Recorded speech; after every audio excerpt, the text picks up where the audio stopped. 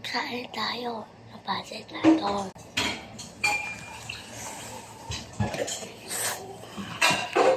Maangkong siya. Sumama sa akin. Kasi, ako ay pipilata.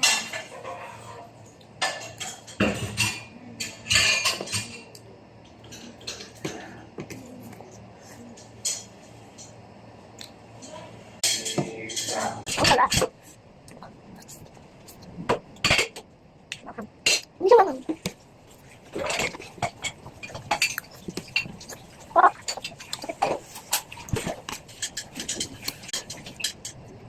Guys, ano ba yung cellphone ko? Ubus na yung pancit canton. Sorry guys. Siya naman kumakain na, tignan mo pamangkin. Ang pangit ng mukha, oh. Kakain-kain lang. Di ba ang pangit?